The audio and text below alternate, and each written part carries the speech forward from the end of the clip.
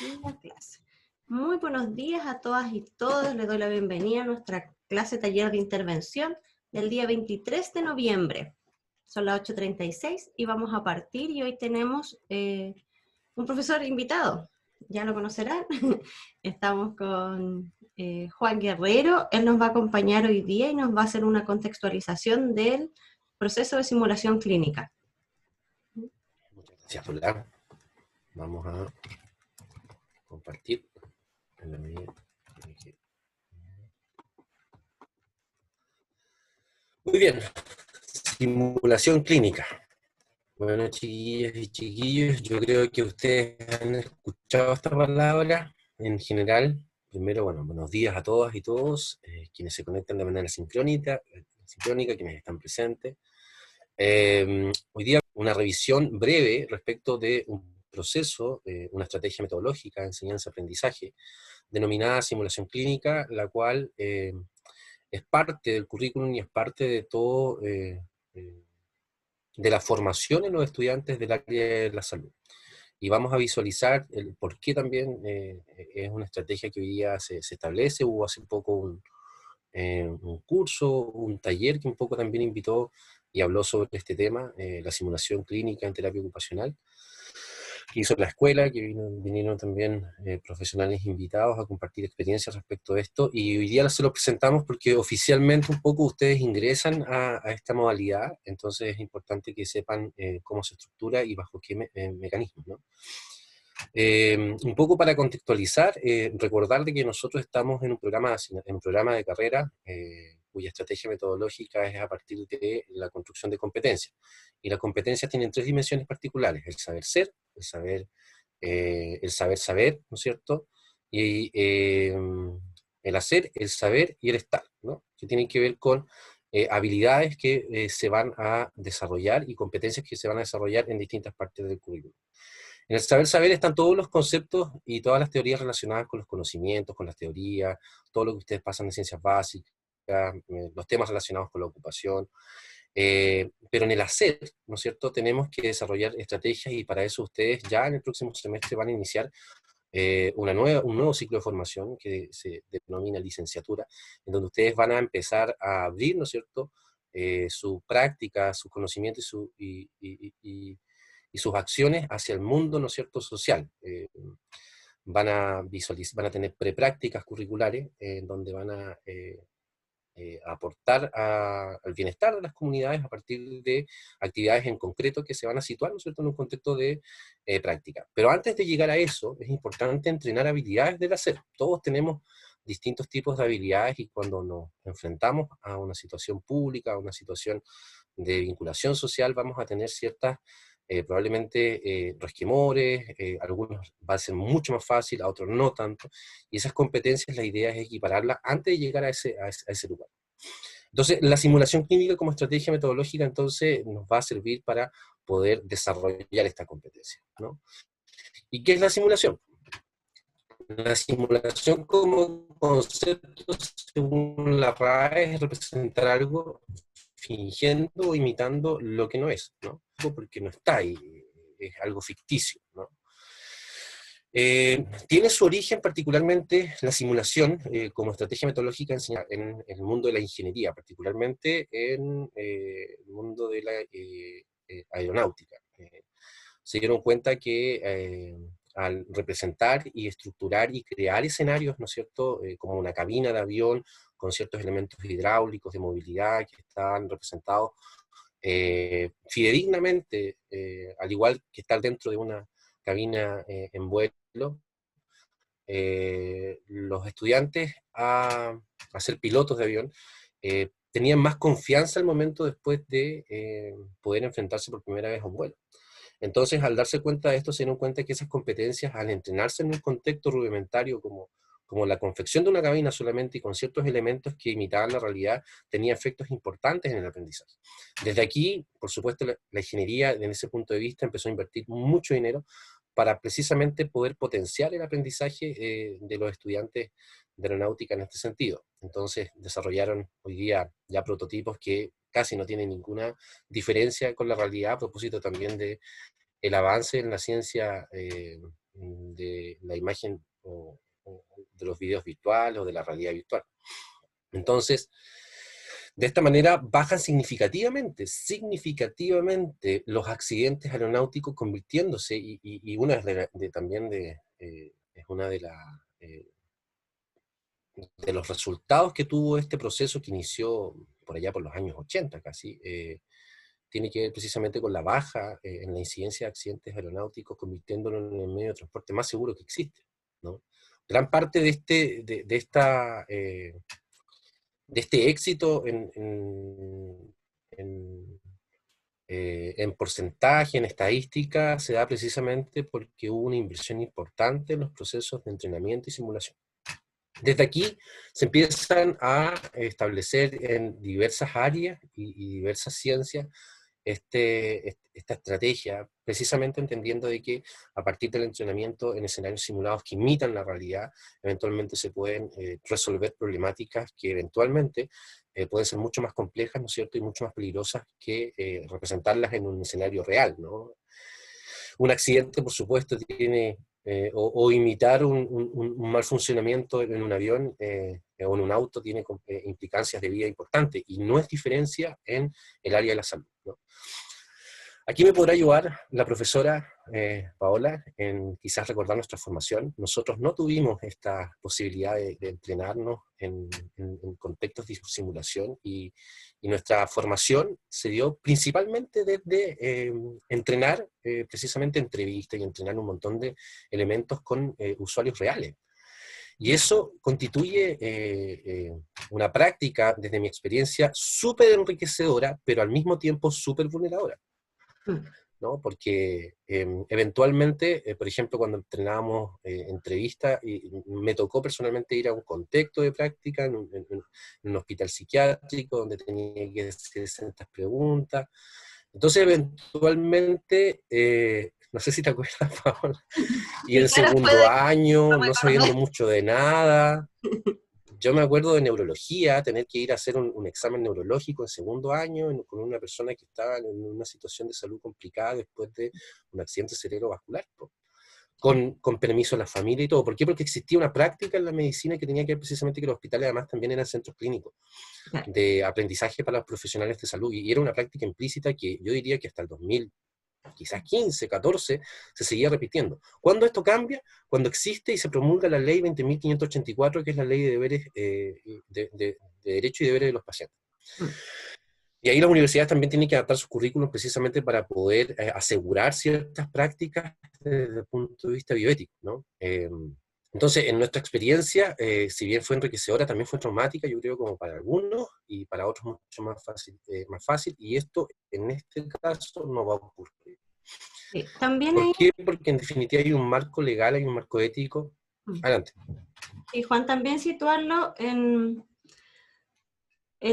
porque existe este marco de derechos que regula la atención en salud. Bien uno podría Sí. pensar que podría estar en otro tipo de organizaciones donde no aplique la ley, pero sí aplica el Claro. marco ético, y también, como hemos conversado con los estudiantes en clase, el que la entrevista es parte de un proceso, no Sí. solo descontextualizarlo a solo obtener información o hacerlo más extractivista, por decir, solo cosificar a las personas, que siento que es Claro. cuando hacemos entrevistas solo con un fin de sacar información y no devolvemos nada. Entonces yo creo que eso también la simulación nos permite hacer el ejercicio sin tener que cosificar el proceso que debiera significar una Exacto. entrevista.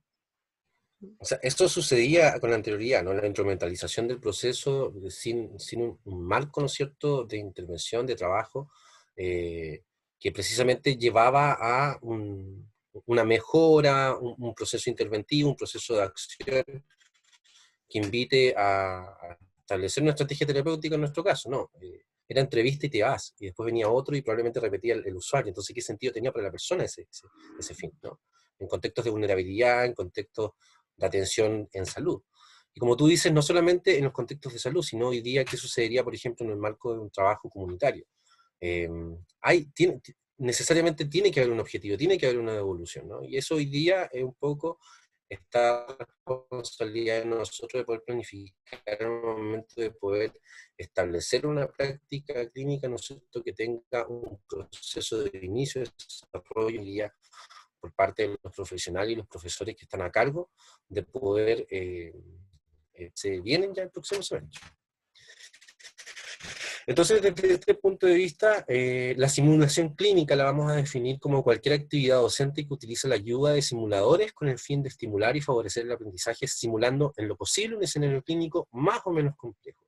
Y desde aquí vamos a definir dos modalidades, una de alta fidelidad y otra de...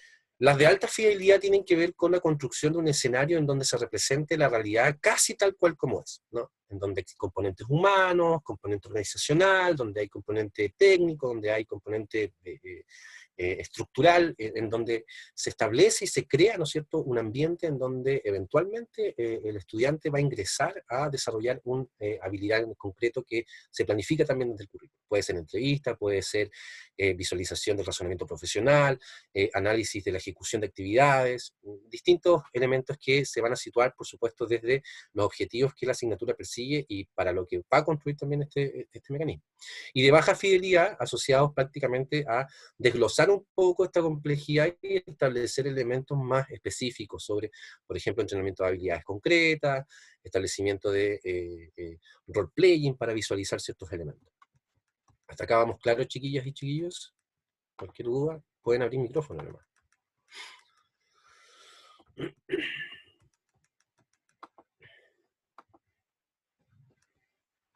La simulación se refiere a la aplicación de procesos simulados en objetos para educación y formación en estudiantes, ¿no? ¿Cuáles son las estrategias que se establecen? Juego de rol, se utilizan actores simulados, que son personas naturales o profesionales de la actuación, que en algunas universidades hacen una contratación que dura durante todo un proceso. Entonces, imaginemos un usuario que se presenta, por ejemplo, en quinto semestre, tercer año, y acompaña ese proceso formativo hasta finalizar, con una misma patología, con subidas y bajadas en las diferencias sobre las características sintomatológicas. Y eso invita, por supuesto, al profesional a tener distintos tipos de valoración e inclusive tener una historia clínica, ¿no? En algún momento yo imagino que aquí también vamos a establecer algo similar. Realidad virtual, que también hoy día, a propósito del avance de la inteligencia artificial, cada día esta propuesta metodológica, este instrumento se utiliza em,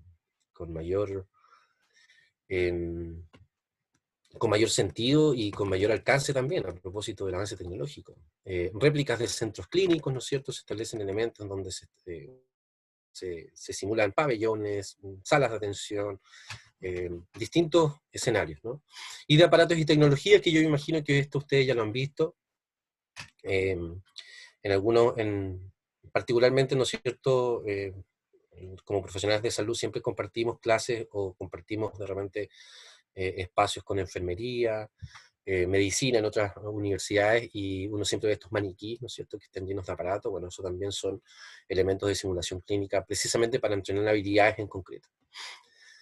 Esta es una propuesta metodológica de aprendizaje colaborativo y constructivo que también, como es tan nueva, sugiere también un desafío importante desde el punto de vista de la cultura de la formación, ¿no? Porque deja de existir una clase magistral y empieza a estar, por eso también se da de manera mucho más enfocada en quinto semestre y iniciando ahora en cuarto semestre, porque también se espera mucho en respecto a la construcción colaborativa con los estudiantes y en donde ya el profesor no es el que va a entregar, ¿no es cierto?, todos los elementos teóricos, sino que es el profesor el que va a guiar los procesos de aprendizaje y la posibilidad precisamente de elaboración teórica y justificación de ciertas intervenciones que puedan hacer los estudiantes a través de un proceso en donde el docente genera un setting, un escenario, ¿no es cierto?, de confianza, en donde se permiten los errores y se busca establecer precisamente formas alternativas de solucionar problemas frente a una situación de salud.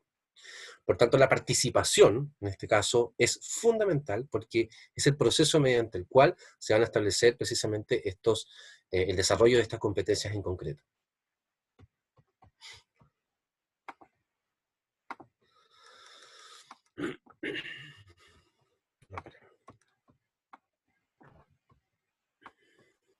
Bueno, los aportes favorecen adquisición de habilidades y competencias con capacidad de errar y aprender a enmendar los errores cometidos. Libera al paciente real del aprendizaje y mejora la calidad y seguridad de la atención, ¿no? Eh, es coherente con el principio de respeto, intimidad de usuario, que es la ley que les mencioné en antes. Ups.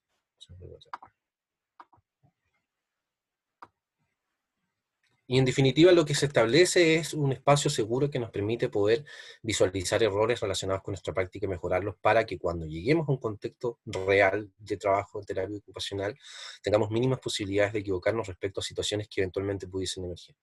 En mi experiencia hoy día estoy trabajando también activamente y colaborando con los procesos de simulación clínica de tercero y cuarto año.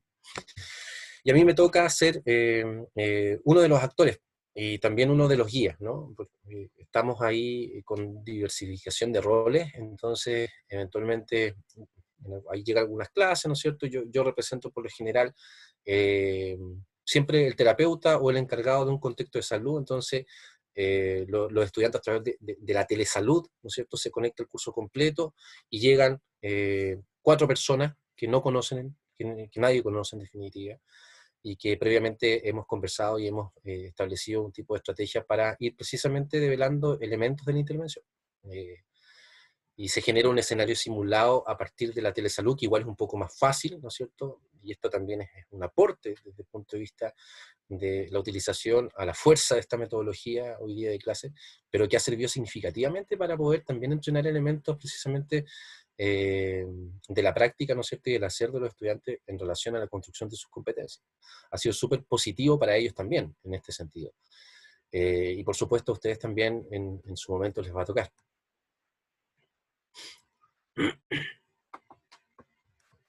Bueno, los pasos a grandes rasgos tienen que ver con la planificación del escenario, la ejecución de acción que desarrolla la competencia, es decir, establecer los objetivos relacionados con lo que se va a hacer, cómo se va a hacer, en qué dispositivo y más o menos cuál es la orientación respecto de si es entrevista, si es intervención, si es razonamiento, si es develación de modelos, si es elaboración de estrategia. Diversos, ¿no es cierto?, objetivos que van a estar situados precisamente desde el nivel donde ustedes se encuentran. La retroalimentación, que es el proceso más importante, que es el debriefing, que es la posibilidad del darse cuenta. Aquí el darse cuenta, el insight, es un elemento fundamental dentro del proceso, porque es precisamente un proceso personal, colectivo, ¿no? Donde el profesor eventualmente, o el guía, no debe establecer así, oye, pero tú hiciste esto y esto. No, sino que esos procesos relacionados con lo que se debiese hacer tienen que nacer precisamente del estudiantado. Tienen que nacer o de las personas, de los estudiantes que son testigos del proceso de simulación, o de los actores principales que están dentro del proceso y están en el escenario simulado. En primera instancia, ¿no es cierto?, son elementos que buscan la conformación, no tienen calificaciones importantes precisamente como para favorecer elementos relacionados con la simulación, cuando son en vivo, pero se pueden utilizar como estrategias metodológicas precisamente como para evaluar elementos en concreto del razonamiento o de la práctica. Bueno, los tipos de simulación: el paciente estandarizado, son individuos capacitados para representar a un paciente con una condición específica de manera realista, estandarizada y repetible, que es lo que nosotros utilizamos en terapia ocupacional en general. Maniquí de alta tecnología, que incluyen audio, video y debriefing, se trabaja en situaciones complejas y de crisis. Simulación virtual: el estudiante trabaja un caso y recibe feedback. Y habilidades: se entrenan técnicas simples o complejas de manera específica y concreta en una situación en particular. Ahí hay un link que les voy a... el tema de simulación, un video que por lo general esto también desde el área de la salud nace desde la medicina. Por tanto, este video también se estructura en ese contexto, pero que creo que es importante porque también es un cambio organizacional súper fuerte que ha ocurrido en Chile en los últimos 10 años, ¿cierto? Y que sigue performándose y que eventualmente va a tener una importancia mayor, ¿no es cierto?, en los años que llegan. Aquí el tema relacionado con esto siempre es el tema de los recursos, pero ya las universidades en general tienen dentro de su plan de desarrollo estratégico espacios, ¿no es cierto?, relacionados con la simulación precisamente como para favorecer el aprendizaje de los estudiantes. Y eso. ¿Preguntas? Bueno, y con esto ya termino y dejo y doy paso también a la profesora Paola para que pueda presentarles lo que le va a presentar relacionado con este tema. Les voy a dejar aquí en el chat el video de YouTube para que quien quiera y precise lo vea.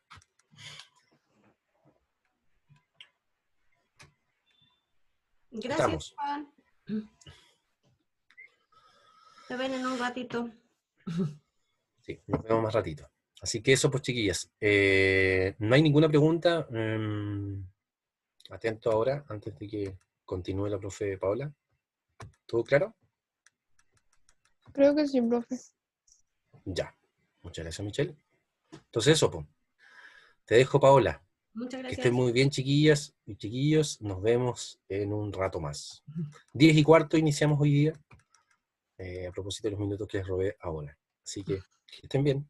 Chao, chao, Paola, que estés bien. Nos Gracias. vemos. Ya, jóvenes.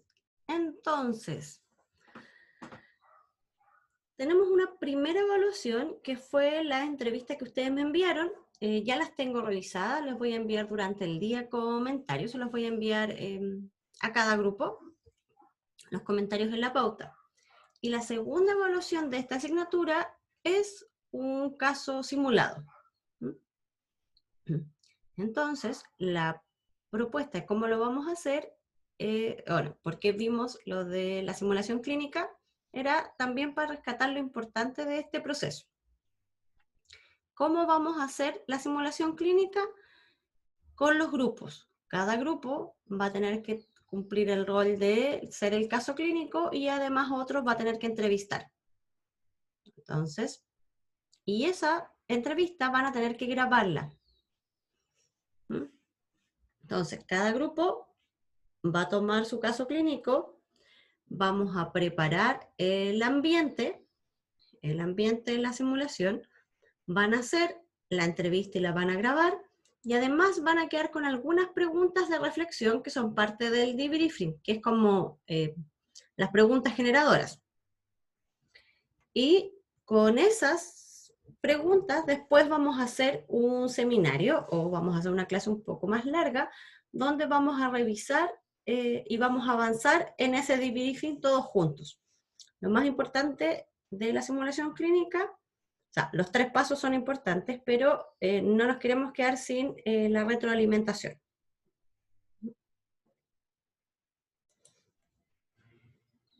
Profe, Dígame. pero en ese caso de la simulación serían 2 personas que lo hagan. Tienen que ser las 2 personas del grupo, pero tiene que estar todo el grupo presente, porque todos hacen la reflexión. Pero dentro de la grabación, entonces tenemos que estar todos como mirando, quizás. Ya. Entonces sería hacer las preguntas que ya hicimos en la primera evaluación. Claro, más lo que yo les voy a enviar de comentarios. Ya.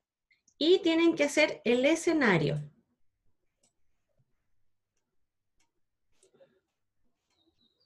Les voy a mostrar un ejemplo de escenario.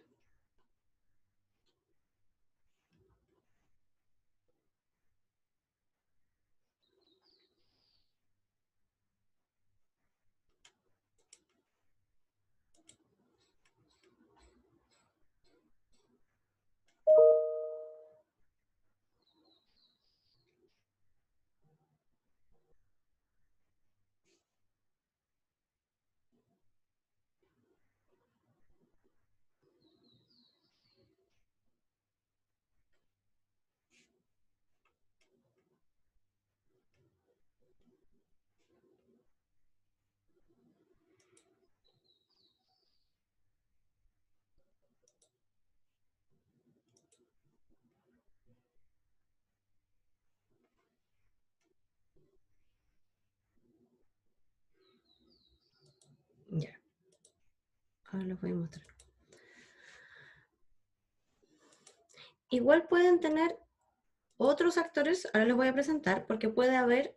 esto me lo marcó como en inglés. Lo voy a marcar todo.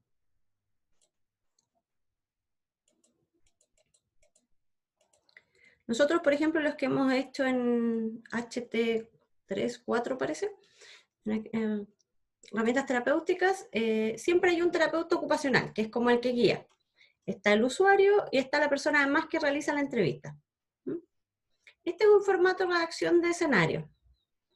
Se presenta, cuáles son las claves, esto de que arriba no es necesario que lo completen ustedes ahora, pero sí desde el desarrollo. ¿Quiénes van a ser los simuladores? Por ejemplo, un terapeuta ocupacional, un usuario, 2 internos. El espacio físico lo vamos a realizar por videollamada. Entonces aquí también hay que tener en consideración lo que aparecía ya en la entrevista, que es la preparación del espacio. Videollamada, cuánto tiempo va a ser, qué es lo que se requiere.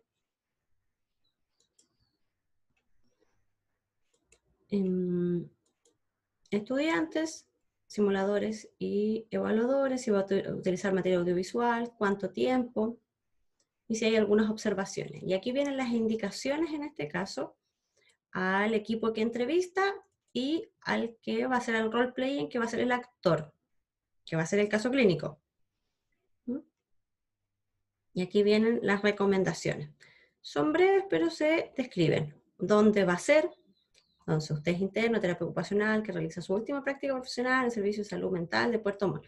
Aquí uno pone el contexto, por eso es el escenario. ¿Ya? ¿Dónde va a entrevistar? La mayoría de ustedes ya lo ha ido presentando cuando fueron preparando los casos, como a dónde asiste la persona, de qué programa, quién lo atiende, cuándo fue que lo entrevistaron. Incluso algunos se pusieron en la situación de que hacían una segunda entrevista. Entonces aquí ya tienen algunas de estas características. Y en la indicación al actor va brevemente cómo es la persona del caso clínico, ya como ustedes se la imaginan, así como llega la persona, está con antecedentes de depresión, es participativo en las sesiones, hay algunos casos donde se señala que no es participativo en las sesiones, que no tiene mucho grado de venir a terapia ocupacional, con quién viene, hay algunos casos que viene un niño con su mamá, entonces aquí van esas indicaciones. Breve redacción de escenario. Y lo que conversábamos, que es el segundo documento, que es la retroalimentación. Esta no la van a hacer solos, pero sí vamos a dejar preguntas generadoras porque yo considero importante que las puedan hacer en el momento inmediatamente posterior a hacer la entrevista. Porque si esperamos se va a perder. Entonces, esto tienen que hacerlo ustedes, una primera parte. ¿En qué consiste el debriefing? Que es esta retroalimentación, viene con pasos. Tiene 3 pasos, ¿ya? Uno son las primeras reacciones. El qué me pasó. Lo primero que me pasa son las emociones. Se puede prestar atención a eso. Y eso se divide en emociones con estas preguntas generadoras. ¿Cómo te sientes luego en la actividad de simulación? ¿Por qué te sientes de esa forma? ¿Y cómo podrías hablar de ello? Y después es buscar un hecho, relatar algún hecho ocurrido durante la simulación. Relatar ese hecho y además uno puede consultar con el resto de los compañeros si ellos lo vieron igual. Después viene una fase de comprensión. Uno analiza y explica. Sobre el hecho relatado, uno indaga sobre el punto de vista de los participantes. ¿Cuál es el punto de vista sobre ello? ¿Cuál era el pensamiento en ese momento? También lo puede volver a situar en las emociones. Si se puede explicar eso de otra forma. Y, bueno, uno también, en este caso la persona que guía el debriefing, va pidiendo mayor explicación. Y esto es similar a cuando revisamos lo de la entrevista, que es cuando uno pregunta, ¿qué quieres decir con eso? ¿Podrías explicarme a qué te refieres con esa palabra? ¿O a qué te refieres cuando me describes esa situación? Una forma de ir entendiendo lo que la persona quiere decir. Otro punto en la comprensión es que el profesional que guía el debriefing va develando el modelo mental, es decir, va poniendo experiencias que pueden haber sido similares y cómo cree que se podrían ir resolviendo. Entonces nos ayuda a descubrir nuevas perspectivas, interpretaciones y habilidades.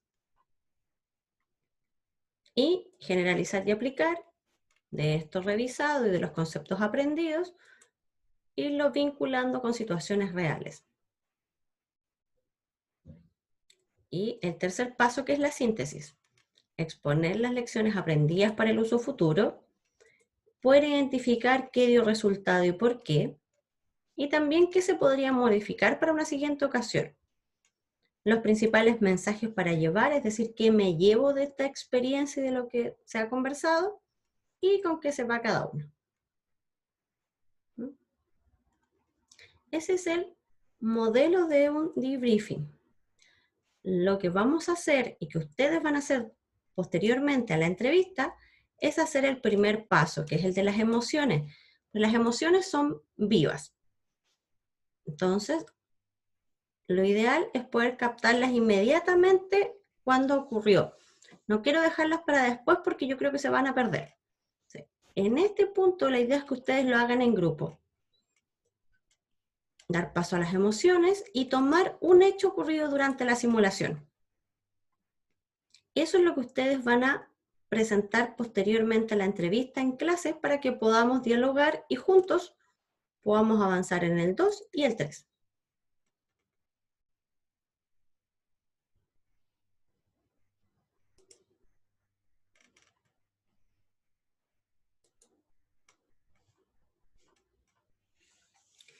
¿Dudas, preguntas hasta aquí? Profe, eso tendríamos que decirlo como desde distintas perspectivas quizás, por ejemplo, las personas que actúan y el que, o sea, el que actuó del usuario y el terapeuta, ¿Mm? o como llegar a un consenso entre nosotros y decirlo como en general. No, las emociones son siempre desde uno. No se pueden generalizar. Ya, Todos tendrían que ver qué les pasó.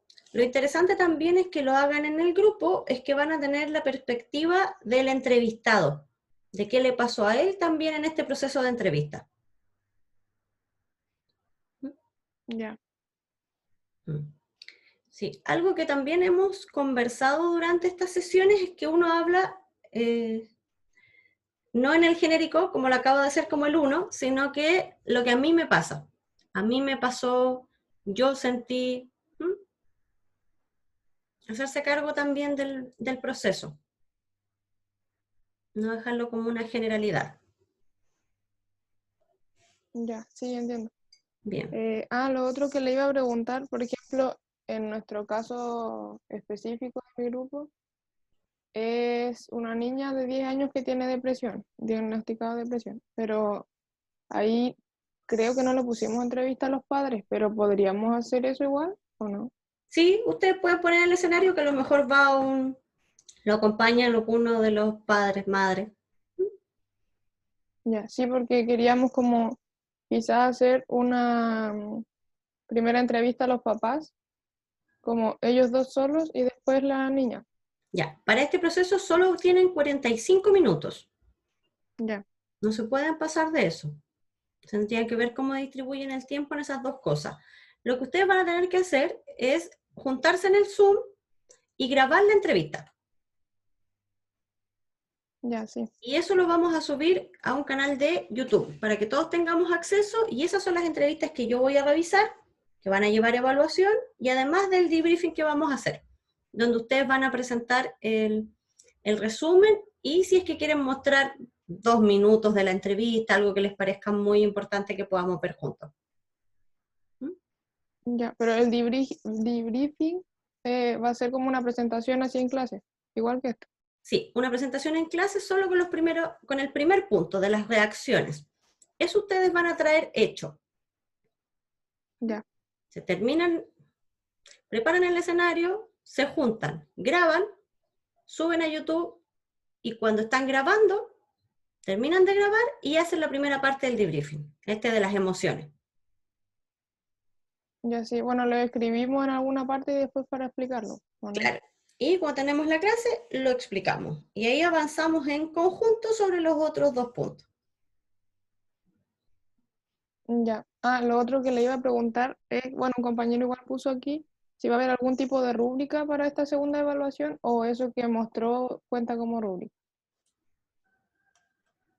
Va a haber rúbrica de evaluación. Ya. ¿Y fecha no tiene claro todavía o sí?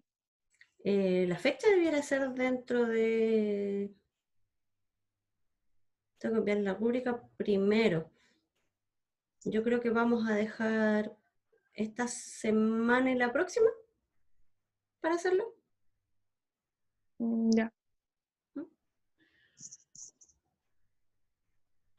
Les mando con más precisión con la rúbrica. Ya, sí, por favor.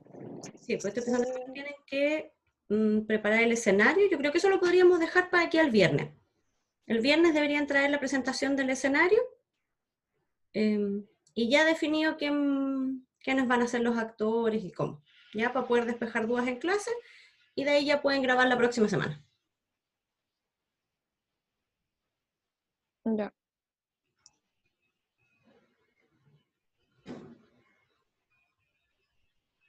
¿Dudas, comentarios? Ah, lo que le iba a preguntar igual, perdón, profe, ya. Muy bien. Lo de Dale nomás, con todas las preguntas. el viernes dijo que teníamos que entregar el contexto, ¿no? ¿Cómo fue? Se me Escenario. olvidó ya, el escenario. ¿Y eso se lo tenemos que mandar por correo o algo? No, lo Como para vamos a que ver usted aquí lo en sepa. clase. Tráiganlo, lo pueden traer en Word, como se los mostré recién. Les Ya, voy a mandar ese formato en vacío y ese mismo día lo presentan. ya. Y así los vamos conociendo todo y vamos despejando dudas.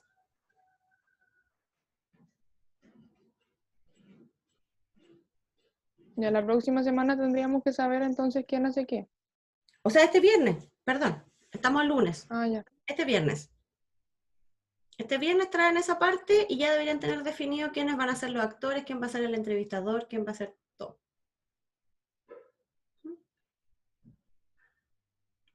Sí, este viernes, perdón, que estoy todavía como día lunes. Pues estamos al lunes para este viernes.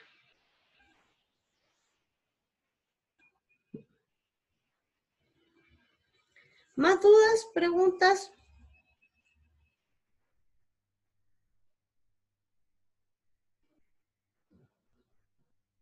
Creo que no.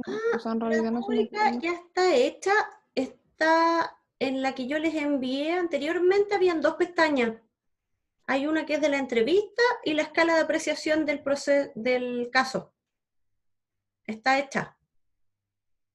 Es muy similar a la de la entrevista, creo que tiene un punto más como de algo práctico, pero es una escala de apreciación.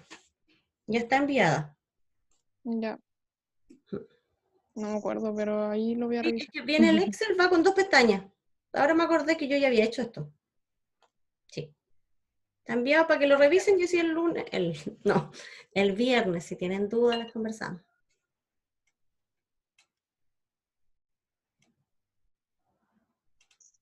Ya, por ahora no hay más dudas entonces. Tienen la escala de apreciación en sus correos. Mis compromisos son que hoy les envío las entrevistas, les envío la pauta de escenario y ustedes la traen el día viernes y la comentamos en clase. Ya. Y además vamos a ver algunos aspectos de comunicación también para retomar eso.